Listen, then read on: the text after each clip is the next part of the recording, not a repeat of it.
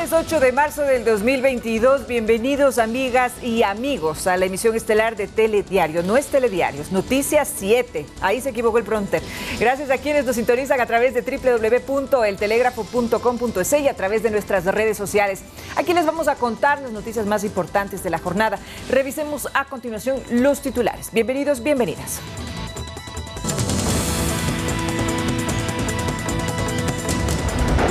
Celebraciones y reivindicaciones por el 8 de marzo, Día Internacional de la Mujer. El gobierno lanza nuevos proyectos a favor de la igualdad de oportunidades y género. Otro grupo de ecuatorianos retornó desde Ucrania en nuevo vuelo humanitario que repatrió a varios compatriotas de diferentes países europeos. Presidenta de la Asamblea convoca a sesión del Pleno en presencial este 9 de marzo, ante la amenaza de la oposición que cuestiona el manejo y su liderazgo. En lo internacional, el gobierno de Putin dice que abrirá corredores humanitarios en Ucrania, aunque el presidente Zelensky duda de la buena voluntad, cuyo ejército resiste el feroz ataque de los invasores.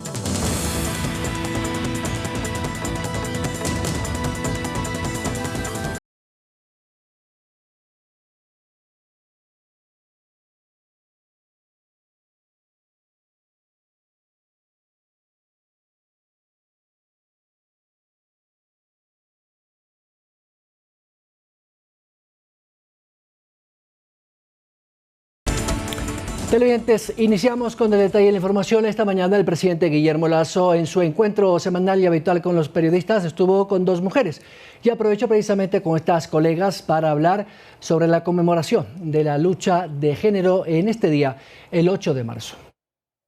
En su encuentro con periodistas, el presidente Guillermo Lasso trató varios temas de coyuntura nacional. Inició dando un mensaje por el Día de la Mujer. Ustedes están presentes en mi gobierno de manera permanente y constante, y no solo las recordamos en el Día Internacional de la Mujer, comenzando por el crédito al 1% a 30 años plazo. Mayoritariamente son mujeres emprendedoras las que lo reciben. Lo tratamos de hacer precisamente como una expresión de respeto a la mujer ecuatoriana. Casas Violeta. Te garantizo que no van a cerrar esas casas, que nuestro gobierno hará todo el esfuerzo por proveerlas del presupuesto requerido. Inicialmente tenemos 24 millones de dólares.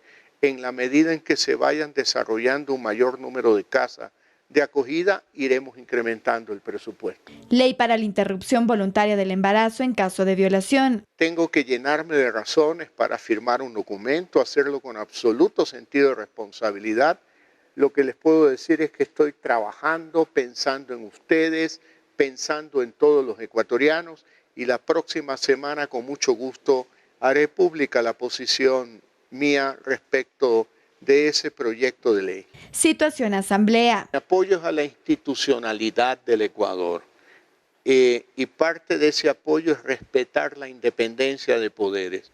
Lo que pase en Asamblea Nacional, que se resuelva en Asamblea Nacional dentro del marco del respeto a la institucionalidad del Ecuador. Andrea Orbe, Noticias 7. El primer mandatario, a través de un decreto ejecutivo que firmó este martes 8 de marzo, reformó el proceso de entrega de bonos para huérfanos por feminicidio. Ahora esta ayuda económica será entregada apenas comience la investigación previa en cada uno de los casos mencionados. El presidente Guillermo Lasso suscribió este martes 8 de marzo un decreto para reformar el proceso de entrega de bonos para huérfanos por feminicidio. En el evento, el mandatario aprovechó la ocasión para recalcar que la mujer es una parte importante de su administración, por lo que una de las acciones enmarcadas será atender a los niños, niñas y adolescentes que sufrieron la pérdida de sus madres por muerte violenta. Los beneficiarios serán menores de 18 años. Es nuestra obligación con esos niños y jóvenes acelerar esos procesos.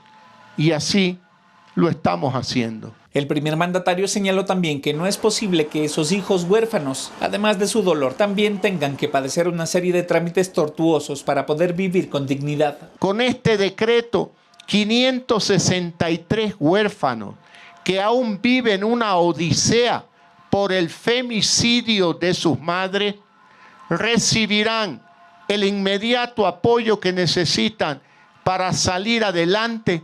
Y los 121 chicos que ya lo reciben estarán más seguros y resguardados. El bono que se entrega a niños, niñas y adolescentes en situación de orfandad por muerte violenta de su madre, ahora se lo entregará desde el inicio de la investigación previa al delito sin más demoras. Todo ello se complementa con 24 millones de dólares que nuestro gobierno ha destinado para la prevención de la violencia de género. El presidente dijo además que de este monto, 2 millones serán destinados para emprendimientos de mujeres víctimas de la violencia. Este es un gobierno de pocas palabras, pero de muchas acciones contundentes y eficaces. Darío Javier López, Noticias 7. En otros temas, la titular de la Asamblea, Guadalupe Llori, definió su trabajo al frente de la legislatura y reconoció el apoyo de su bancada. Desestimó las críticas de la oposición y confirmó que este 9 de marzo habrá sesión del Pleno para hablar sobre la ley de inversiones. Está confirmado que este 9 de marzo la Asamblea volverá al Pleno presencial luego del incidente de hace 12 días. Así lo confirmó la presidenta Guadalupe Llori, quien reconoció que en Pachacútec aún hay alas distantes que buscan desestabilizar su presidencia. Sin embargo, también recordó que la oposición tiene su propia agenda. Tengo la autoridad legal, tengo la autoridad igualmente moral para seguir ejerciendo este cargo. Pero lo que sí, no voy a liderar el reparto en la Asamblea Nacional, tampoco voy a liderar el asalto a la independencia de poderes. Estamos próximos, ¿no? Por ejemplo, a elegir el Contralor, Procurador y también vocales del Consejo Nacional Electoral. Entonces yo creo que esta es la desesperación que tiene de alguna manera la oposición y de hacerse cargo de estas funciones. Yo estoy en un juego cruzado, ¿no? En la mitad hay una disputa de poderes. Recordó que sus 10 meses de gestión se ha cumplido con las leyes y los reglamentos en torno a la ley tributaria que entró en vigencia por el Ministerio de la Ley en diciembre. Dijo que fue el correísmo el que con su negativa provocó la entrada en vigencia. Pasó por el Ministerio de la Ley y la misma pues se aprobó de esta manera, ¿no? Pero ahora quieren incluso lavarse la cara, bueno, pataleando, haciendo los shows mediáticos y resulta que ahora quieren lavarse la cara porque está iniciando un nuevo proceso económico. Las leyes pro mujer, como la de economía violeta o defensa de la agresión digital, han sido dos de las contribuciones en su administración que se trabaja en otros proyectos. Este proyecto está dentro de los ejes estratégicos de la agenda parlamentaria Minga por el Ecuador 2021-2022. Con esta ley, el derecho de la mujer, la igualdad en los derechos tanto del hombre como la mujer en lo laboral. Byron Galarza, Noticias 7. De acuerdo al cronograma establecido por la Comisión de Desarrollo Económico, la Asamblea Nacional tiene como plazo hasta el próximo 24 de marzo para pronunciarse sobre la aprobación o no de la ley de inversiones enviada por el Ejecutivo con el carácter de económico urgente. La Comisión de Desarrollo Económico de la Asamblea Nacional apura el tratamiento de la Ley de Inversiones. Este martes sesionaron a doble jornada para poder aprobar el informe que deberá conocer el Pleno del Legislativo para la aprobación de la ley. En esta sesión ajustaron detalles de los artículos del primer borrador. Uno de los temas en los que más interés ha puesto la Comisión ha sido la creación de las zonas francas. La diferencia entre un régimen franco a un destino aduanero es el tratamiento jurídico que quiere darle cada uno de los países. También han debatido sobre las condiciones en las que el país debería recibir las inversiones. La alianza público-privada no es con la garantía del bien del Estado. No es que para que venga el inversionista y levantar los recursos vamos a prendar el tren. No, señores, aquí no hay ninguna garantía del Estado. La empresa extranjera que quiere poner en marcha el tren trae los billetes y hace funcionar el tren y se le da una concesión. Según el cronograma con el que trabaja la Comisión de Desarrollo Económico, el plazo máximo para la aprobación del proyecto urgente en 2 debates vencerá el próximo 24 de marzo. El objetivo de esta ley es traer inversión nueva, generar ingresos para el Estado, generar plazas de trabajo. Yo estoy totalmente de acuerdo que el articulado del gobierno, para mí, también garantiza eso, ¿no? Darío Javier López, Noticias 7. Y a propósito de la Asamblea, mañana se tiene previsto que se conozcan los informes del caso Amnistías. Alrededor de 269 procesos serían los que la Asamblea pueda conocer para saber o no si es pertinente darle el indulto. El informe de casi 400 páginas preparado por la Comisión de Garantías Constitucionales llegará al Pleno de la Asamblea al borde de la fecha límite para su conocimiento, de acuerdo a la Ley de la Función Legislativa. El documento, lleno de cuestionamientos y críticas por supuestas faltas al procedimiento, por lavarnos las manos, aquí en el Pleno tomemos cualquier resolución. Sugiere otorgar amnistías a 269 casos que se agregaron en 4 bloques: defensores de la naturaleza, administración de justicia indígena, defensores de los derechos comunitarios y los casos judicializados por ejercer el derecho a la resistencia social y a la protesta. En este último grupo se encuentran dirigentes indígenas como Leonidas Isa, Jaime Vargas, la prefecta de Pichincha Paola Pavón y el ex asambleísta correísta Virgilio Hernández, procesados por los hechos violentos de octubre de 2019.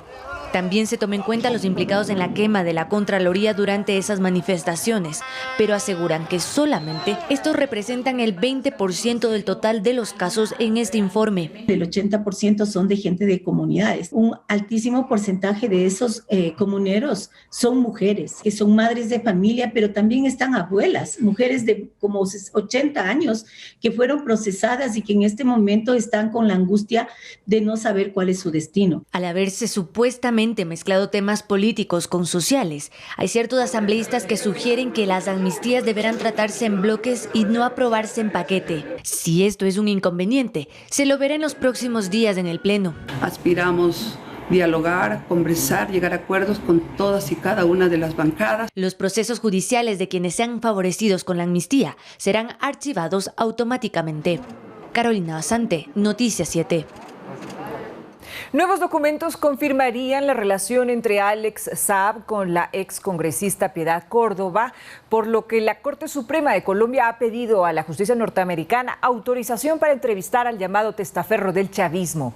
La investigación también la sigue desde Ecuador Fernando Villavicencio, presidente de la Comisión de Fiscalización de la Asamblea Nacional. La Corte Suprema de Colombia envió una carta a la Justicia de la Florida solicitando la autorización para entrevistar a Alex Saab acerca de sus negocios con Piedad Córdoba. El ex asesor de Córdoba, Andrés Velázquez, quien se encuentra colaborando con la justicia colombiana en la investigación sobre la ex congresista, entregó una serie de documentos que comprobarían con mayor detalle la relación de los negocios de la actual candidata al Senado y a Alex Saab. Según los documentos entregados por Velázquez, los negocios de Córdoba con Saab fueron una gestión de recuperación de cartera con una comisión de éxito. De las investigaciones se desprende también que la avioneta en la que Córdoba y Saab viajaron juntos en el 2013 fue detenida en Estados Unidos en el 2020, con una carga de 80 armas y $18,000 en efectivo. Uno de los pilotos se declaró culpable en diciembre, y desde entonces el nombre de la política colombiana Piedad Córdoba comenzó a sonar con fuerza por sus presuntas vinculaciones con Saab. Después de la entrega del informe de la Comisión de Fiscalización de la Asamblea del Ecuador sobre el caso a las autoridades colombianas, la ex senadora ha amenazado judicialmente al asambleísta Fernando Villavicencio. Córdoba, mientras tanto, ha negado estos vínculos e incluso ha negado conocer a Saab. Darío Javier López, Noticias 7. Y para entrar en detalle con nosotros a esta hora de la noche, el asambleísta Fernando Villavicencio nos recibe desde su despacho en la Asamblea Nacional. Asambleísta, buenas noches. ¿Cómo está usted? Un gusto, un saludo a la orden. Bueno, ya con esto la justicia colombiana ha pedido, y vamos, hay que decir que la revista Semana ha tenido acceso precisamente a estos documentos que habría entregado el ex asesor Andrés Velázquez en colaboración a la Corte Suprema de Justicia. Por lo tanto, la investigación hecha por ustedes en la comisión y particularmente por usted daría efectivamente el respaldo para que no solamente en Colombia, sino, por qué no decirlo, también aquí en Ecuador, se continúe con esta investigación ya desde el punto de vista judicial. Efectivamente, la revelación realizada por la Corte de Justicia de estos documentos que estaban bajo su poder, el testimonio del ex asesor de Piedad Córdoba, lo que hace es confirmar una información que fue generada también desde Ecuador y que consta en nuestro informe entregado a la justicia norteamericana y también a la justicia colombiana. En este informe de la Comisión de Fiscalización, que fue cuestionado por Piedad Córdoba y también por sus aliados acá en Ecuador, por los correístas, reitero, en este informe nosotros presentamos información documentada de Ecuador, certificada, que confirma que Piedad Córdoba hizo varios viajes a nuestro país, en aviones privados de Alex Saab Morán y de su socio Álvaro Pulido Vargas. Incluso revelamos información detallada de que el 8 de julio del año 2013, en un avión de matrícula americana de propiedad de Alex Saab, ingresaron a nuestro país Piedad Córdoba, su hijo Camilo Castro Córdoba, quien tiene negocios con Alex Saab, y también Alex Saab Morán, fueron retirados del aeropuerto de Quito por un Mercedes-Benz negro oficial. Esta información fue clave y fue lo que provocó la reacción ácida de Piedad Córdoba, con amenazas incluso contra mi seguridad, y que iba a adoptar medidas judiciales que hasta la fecha han llegado. Además, hemos logrado confirmar algo nuevo que a manera de primicia presento a ustedes. El primer vuelo que hace Alex Saab al Ecuador es el año 2008, antes de que se inicie el mecanismo del Sucre. Esta vez, Alex Saab ingresó en un vuelo de Avianca y tuvo una reunión en Manta con el entonces gerente de la Corporación Aduanera Ecuatoriana, Santiago León. Este dato es muy importante y conoce ya la justicia colombiana. Todo esto, reitero, confirma la validez, la certeza y precisión del informe de la Comisión de Fiscalización. Asambleísta Villavicencio, qué gusto saludarle. Una pregunta adicional. Si bien es cierto, esta cooperación se ha realizado con los Estados Unidos y ha habido la petición por parte del Ejecutivo, específicamente hablando de la ministra de Gobierno, Alexandra Vela, por conocer exactamente cuáles son los detalles que se ha dado en esta investigación. ¿Qué pasó con esta información por parte del gobierno norteamericano para develar hechos importantes? ¿En qué situación está precisamente esto? La justicia de Estados Unidos, la Corte de la Florida, que conoce el caso Alex Saab, tiene ya en sus manos, la Embajada Americana igual, el Departamento de Justicia de Estados Unidos, tiene en sus manos cerca de 10,000 documentos de respaldo del informe presentado por la Comisión de Fiscalización. Ahí hay información mucho más valiosa que la que estoy haciendo referencia. Por ejemplo, es el rol del principal representante de la Liga Pro del fútbol ecuatoriano, Miguel Ángel Loor Centeno. Él es una pieza clave, sin duda, el personaje más importante de la empresa Fondo Global, Alex Saab y Álvaro Pulido en Ecuador.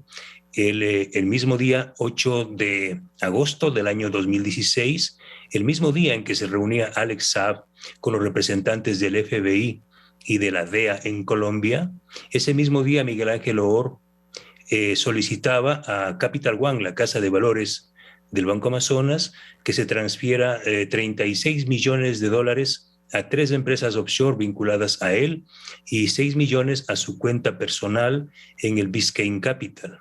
Es muy importante lo que tenga que contar Miguel Ángel Loor a la justicia americana.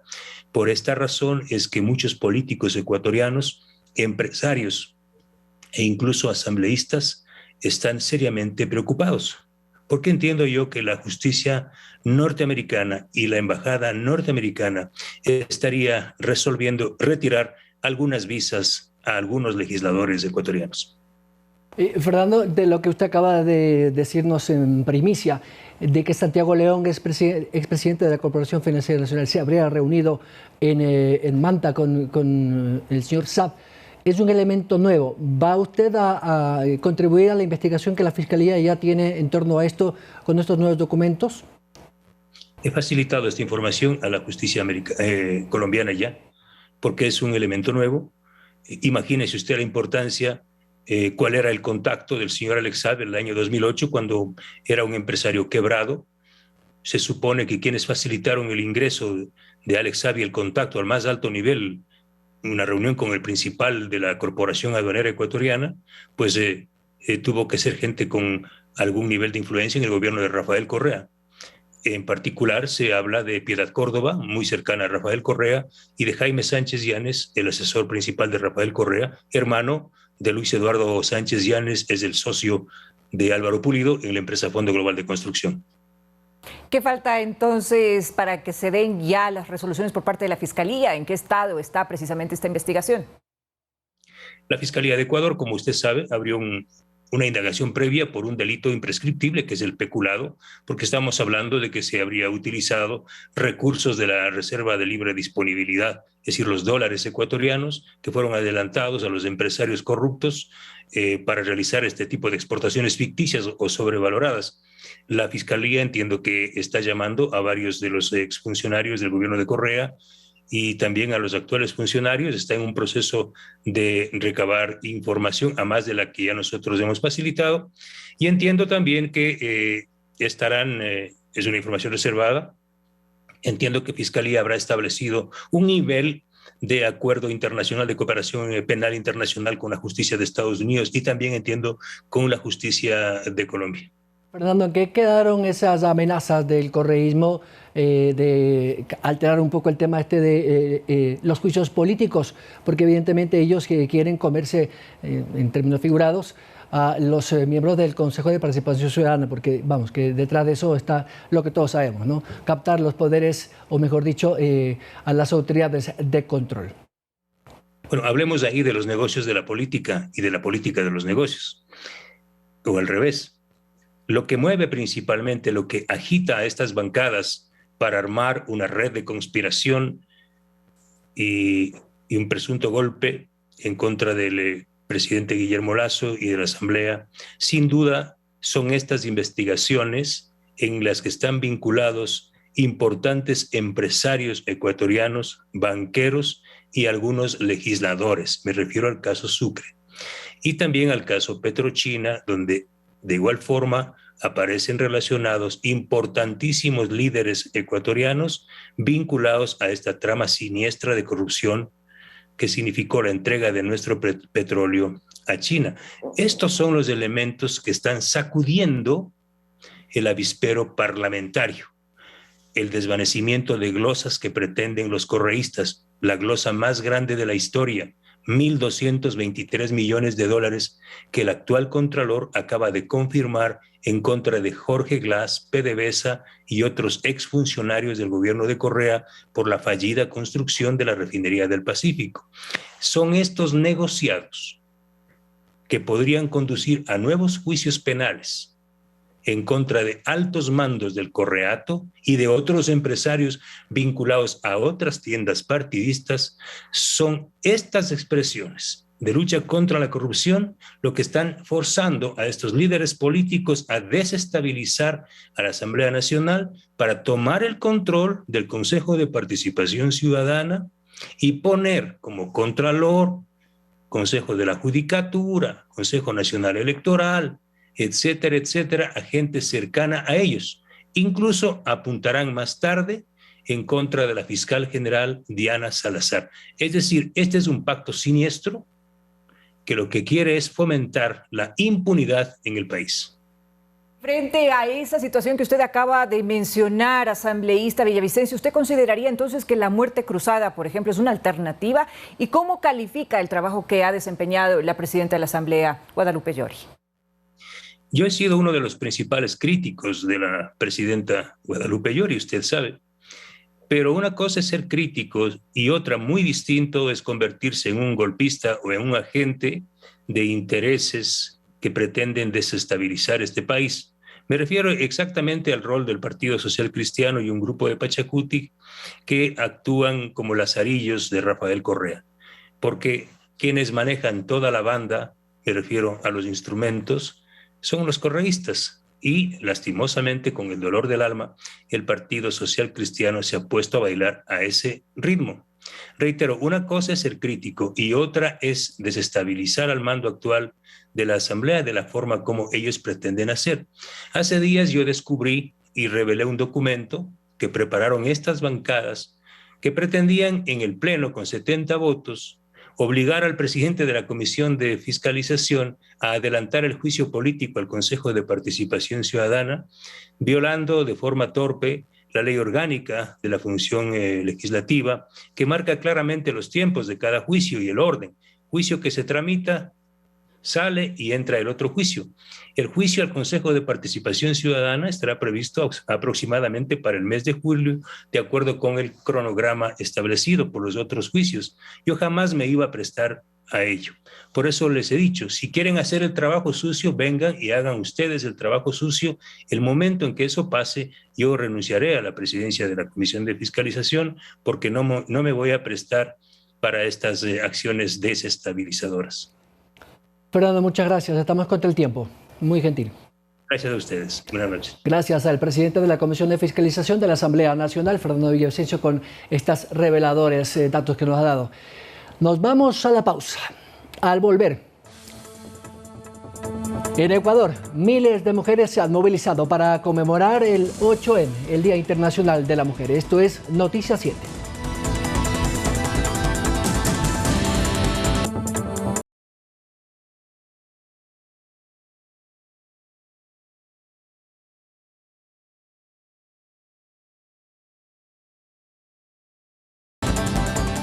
Seguimos informando, amigos televidentes, qué bueno que nos acompañen aquí en Noticias 7. En Ecuador, miles de mujeres se movilizaron para conmemorar el 8M, 8 de marzo.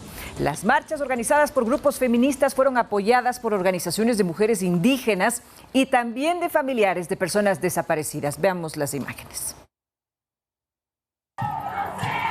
Las movilizaciones en Ecuador por la conmemoración del Día Internacional de la Mujer en 2022 se realizaron bajo la consigna Ahora que estamos juntas, en un llamado a la unidad de género y a la sororidad en la lucha contra la inseguridad, la violencia y la desigualdad. La primera marcha la protagonizaron las mujeres indígenas en su tradicional caminata de antorchas en Puyo y Pastaza. La convocatoria reunió a mujeres de 11 nacionalidades amazónicas.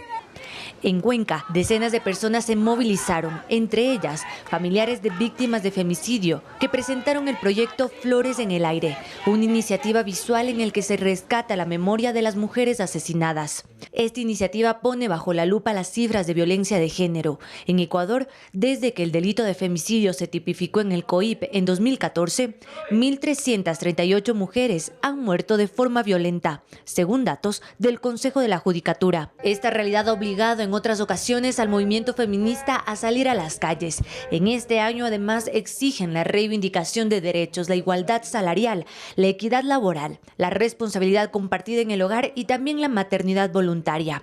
Las marchas desde Quito salieron desde la Caja del Seguro y desde el Parque del Arbolito. Estas movilizaciones se replicaron en otras provincias como en Manabí, Chimborazo, Tungurahua, El Oro, Cotopaxi y Santo Domingo. Carolina Basante, Noticias 7. A pesar de la lucha de las mujeres en el mundo, su acceso al mercado laboral sigue siendo complicado debido a factores como, por ejemplo, la maternidad, la responsabilidad de la casa, la educación de los hijos, entre otros temas.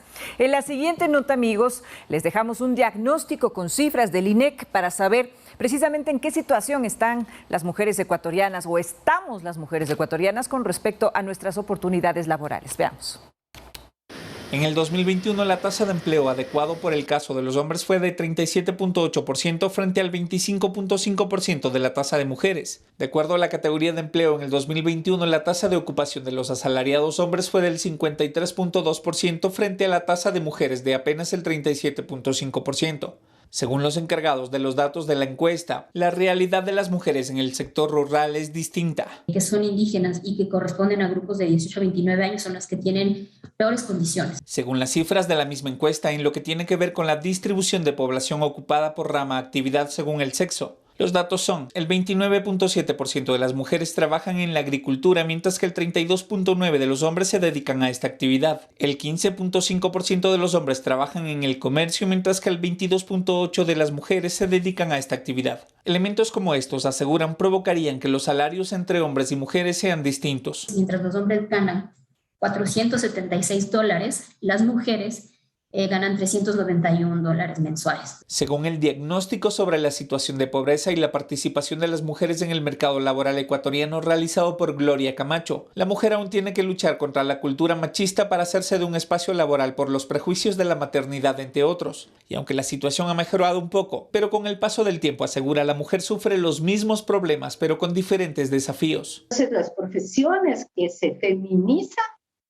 pierden valoración económica y las que se masculinizan tienen mayor valoración económica. En provincias amazónicas como Pastaza, mujeres de comunidades y de las zonas urbanas han juntado voluntades a través del apoyo de instituciones del Estado. En su diagnóstico de la situación han encontrado que las mujeres amazónicas dedican a la semana 4 veces más tiempo que los hombres al trabajo no remunerado. Pero ya se han dado cuenta que las mujeres ya necesitan ya estar en el poder. Darío Javier López, Noticias 7. En el mundo entero, millones de mujeres y miembros del colectivo LGBTI siguen padeciendo discriminación en sus derechos civiles, culturales, económicos, políticos y sociales. Ellas demandan inclusión. La conmemoración del Día de la Mujer permite reconocer la lucha que se ha realizado para la igualdad de género y la no discriminación.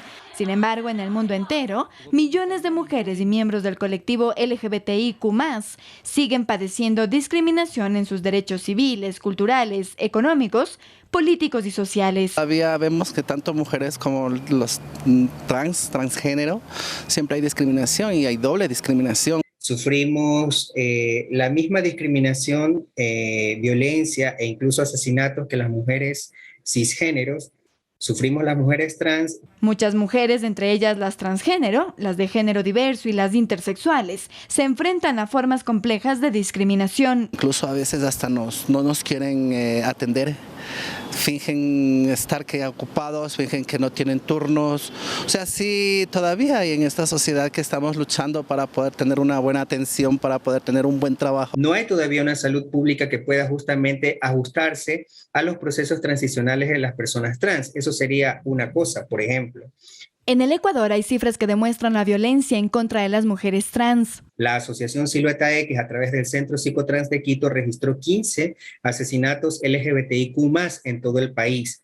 Y de estos 15 asesinatos, 5 fueron dirigidos hacia hombres gays y 10 hacia mujeres trans. Ellas piden que sus derechos se respeten. Andrea Orbe, Noticias 7. Alrededor del mundo se registraron distintas manifestaciones para conmemorar el Día de la Mujer, inclusive en Ucrania, en donde las mujeres que decidieron quedarse tras la invasión rusa se manifiestan con hechos de valentía para apoyar a su país y a su familia.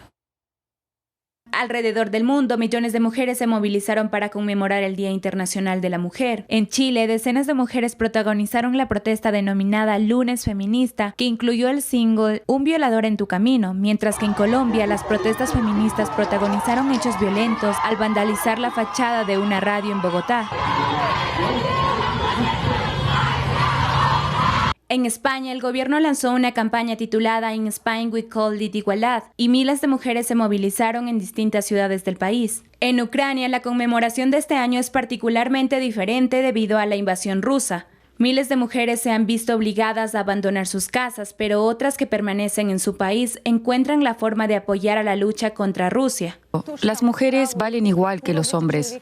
Nuestras mujeres están en primera línea, luchan y también mueren. Por otro lado, Afganistán, en donde las mujeres viven en constante tensión tras el ascenso de los talibanes al poder en agosto pasado, miembros del movimiento por derechos de la mujer se reunieron enfrente de un hospital para denunciar la interrupción de una campaña de donación de sangre.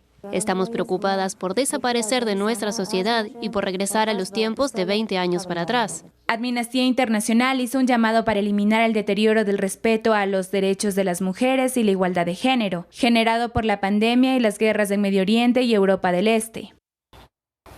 Y pese a que ellas pueden abandonar su país, muchas mujeres han decidido quedarse en Ucrania, precisamente para hacer frente a la invasión rusa. No empuñan las armas, pero encuentran otras formas de apoyar a los combatientes. Veamos de qué se trata. No dejan de amasar. Estas mujeres tenían otras profesiones antes de la invasión rusa. Algunas de ellas eran profesoras o técnicas. Ahora su arma para conseguir la paz es hacer pan. Sé lo que es pasar hambre. Es muy importante dar de comer a los demás, sin importar si los conocemos o no. Todos somos ucranianos. Estos panes son para los soldados, hombres y mujeres en primera línea de fuego. Marta Lepchenko encabeza un equipo de 30 voluntarios. El pan significa amor, hogar, es algo para compartir. En este centro equipado para 80 personas viven ahora 120. Hace 5 años, Marta y otros donantes financiaron el proyecto para ayudar a víctimas de violencia doméstica. Ahora acogen a mujeres y niños desplazados. Tras 4 días en la carretera, Marina acaba de llegar desde Kiev con sus hijos. Teníamos mucho miedo. Los niños estaban en el sótano. No dejábamos de llorar. Nuestro país está siendo masacrado. Aunque no tenga hambre, tiene que comer. Está preocupada porque su hermana todavía está en Kiev. Este centro de acogida está en Chernovtsi, en el oeste de Ucrania. Aunque la zona es todavía segura, aquí todos se preparan para lo peor. Lo que antes era un gimnasio se convierte cada noche en un improvisado refugio antibombas. Unos momentos para intentar descansar. En otra sala, las voluntarias se dedican a coser banderas ucranianas, muy demandadas actualmente. También vendas para detener el sangrado de los militares. Marta asegura que en tiempos de guerra es muy importante la labor de las mujeres. Lo hacemos porque hay que hacerlo. Las mujeres valen igual que los hombres. Nuestras mujeres están en primera línea, luchan y también mueren. Conducen camiones y cargan la harina en ellos. Para Marta no es una opción abandonar Ucrania con sus 2 hijos. No puede dejar atrás a su marido ni a su país. Y también se la necesitará aquí, una vez que acabe la guerra. La violencia doméstica aumentará, dice, al igual que en 2014, cuando comenzaron los combates en el este de Ucrania. La gente aquí ha aprendido a matar, a ser agresiva. Desgraciadamente, cuando regresan a sus casas, no reciben la atención debida por parte del gobierno, por lo que descargan su ira con sus esposas e hijos. No podemos imaginar lo que sucederá después de esta guerra. Nadie lo sabe, pero todos esperan la paz. Tema con bastantes manifestaciones alrededor del mundo para celebrar a la mujer, pero desde una faceta mucho más amplia. Vemos que existen heroínas anónimas que se presentan sobre todo en el caso de Ucrania, que nos ha llamado muchísimo la atención, porque si bien es cierto, como decía la nota, no están con las armas, no están empuñando armas, pero sí están trabajando desde sus casas, cuidando a sus hijos, trabajando también para poder tener estos insumos para los heridos. Es decir, son mujeres que están totalmente en el anonimato, pero que resultan ser muy valiosas en esta circunstancia tan complicada que se está viviendo en el mundo.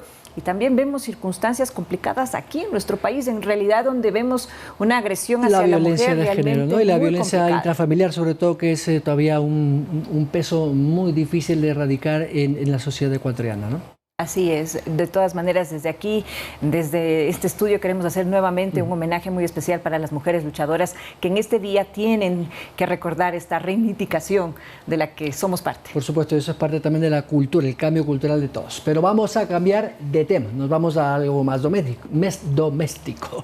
En el Ecuador existe la Red Pública Integral de Salud, que abarca a todos los sistemas pertenecientes tanto al Instituto Ecuatoriano de Seguridad Social IES como al Ministerio de Salud Pública, que tienen la obligación de atender a todos los afiliados al IES, siempre y cuando tengan al menos 3 meses de aportaciones. Pero hay casos, y se lo vamos a contar en el tema del día, personas que no pueden ser atendidas. Darío Javier López, cuéntanos detalles del tema. Hola, ¿qué tal? Saludos. ¿Sabían ustedes que todos los afiliados del Instituto Ecuatoriano de Seguridad Social tenemos derecho a una atención de calidad y calidez en cada una de las unidades hospitalarias del IES? Y que si en el caso de que la capacidad de un hospital del seguro no pueda solventar la atención médica del paciente, esta casa de salud deberá derivar la atención a otros pertenecientes a la red pública integral. Ahora les contamos más.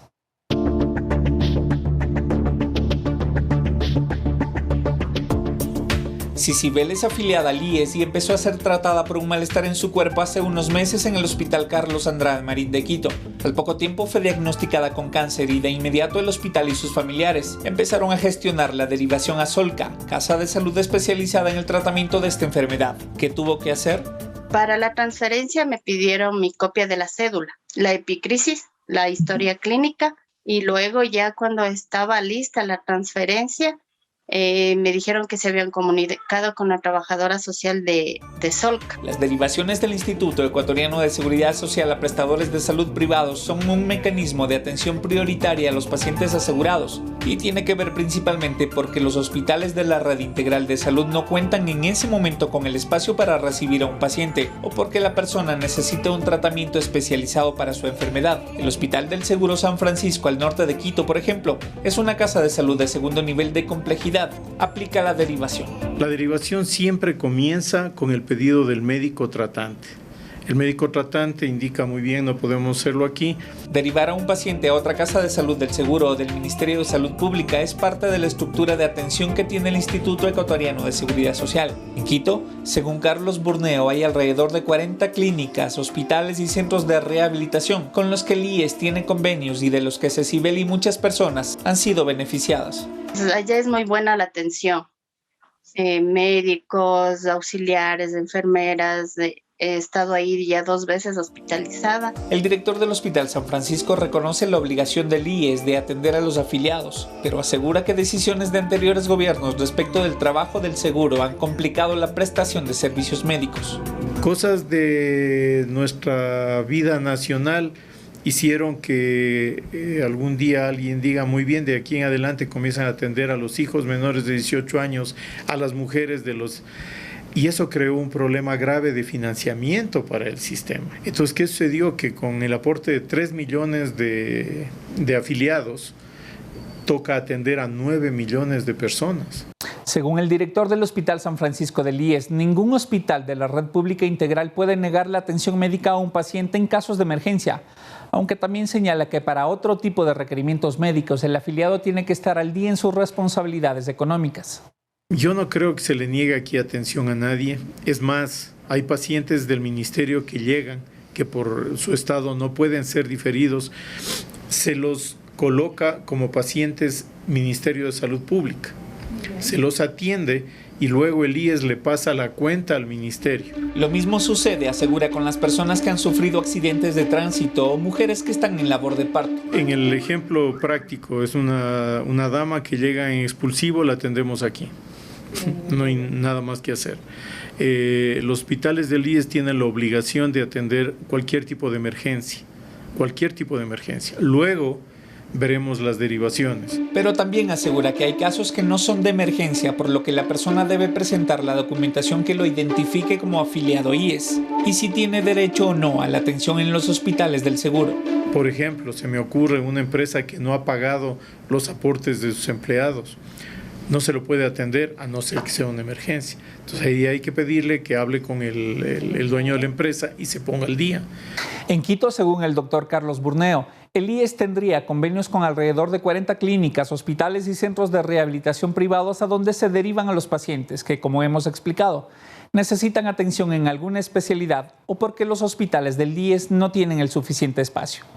Ahora continuamos con más noticias.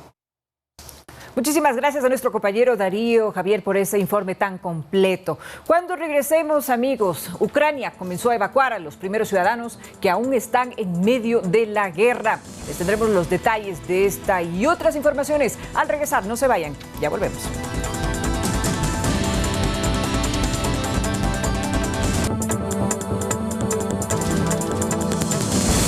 Continuamos informando aquí en Noticias 7, amigos. Qué bueno que nos acompañen y les invitamos a que permanentemente nos sigan a través de nuestras redes sociales. Estamos en Facebook, Instagram y Twitter. Además, somos retransmitidos por Pública FM, Quito, Guayaquil y Cuenca 105.3, Manta 88.1, Loja 90.5. Recuerden entonces que estamos conectados a través de la tecnología y las redes sociales como Ecuador TV.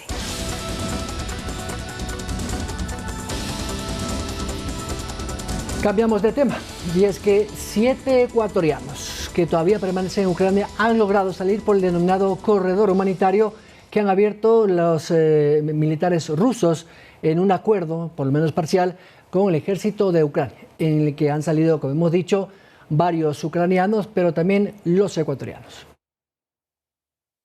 El gobierno de Rusia ha anunciado este martes 8 de marzo un alto al fuego temporal y abierto una serie de corredores humanitarios para permitir la evacuación de civiles de la capital de Kiev y ciudades como Chernigov, Yarkov, Mariupol y Sumy. Los primeros autobuses y automóviles salieron de esta población del noreste de Ucrania. A Sumy se le dio un corredor humanitario y se inició la primera etapa de evacuación, confirmó Kirillin Timoshenko, jefe adjunto de la oficina del presidente ucraniano. De acuerdo con medios internacionales, el bombardeo perpetrado por Rusia en Sumy dejó como resultado al menos 21 personas muertas, de las cuales 2 eran menores. 7 ecuatorianos salieron de esta ciudad de alto riesgo. El canciller Juan Carlos Holguín compartió en su cuenta de Twitter que los compatriotas se encontraban en Sumy. Están avanzando junto a autoridades de Turquía y la Cruz Roja Internacional, que han apoyado en este corredor humanitario. Además, el funcionario había anunciado que en un tercer vuelo humanitario vendrán más ecuatorianos que han salido del conflicto militar en Ucrania. Estos compatriotas están en Polonia, Hungría, Eslovaquia y Rumania. Manuela Bedón, Noticias 7.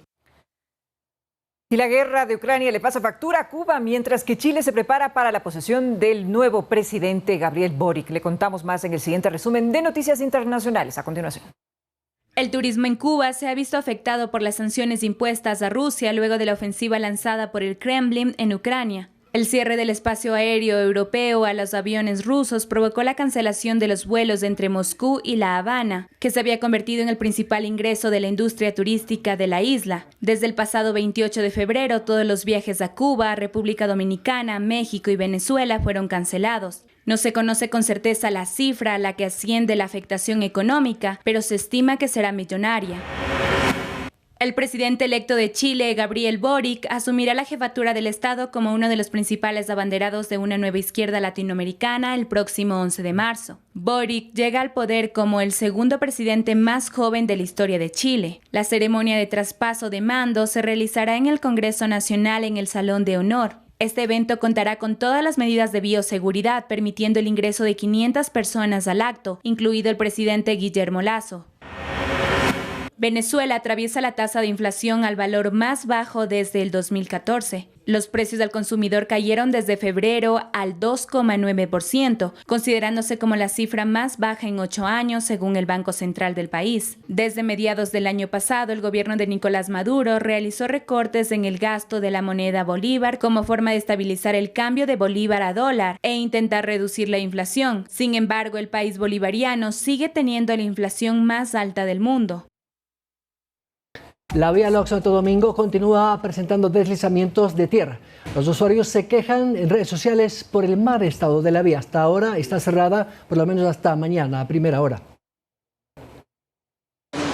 Nuevos deslizamientos se registraron este 8 de marzo en la vía Loa Santo Domingo, los cuales se suman a los ocurridos en la jornada de ayer. Parte de uno de los deslizamientos registrados en el kilómetro 60 a 100 afectó un automotor que transitaba por el lugar. No se registró ninguna persona herida. Desde redes sociales, los usuarios de la vía se han quejado del mal estado de las vías. Incluso personas han tenido que pasar la noche en medio de la carretera. La prefectura de Pichincha informó que la vía estará cerrada durante la noche de este 8 de marzo hasta las 6 a.m. del miércoles 9 de marzo, con el fin de precautelar la seguridad de los usuarios. La institución recomienda utilizar rutas alternas como la vía Santo Domingo, Las Mercedes, Los Bancos, Nanegalito y mantenerse informados a través de sus cuentas oficiales. Manuela Bedón, Noticias 7.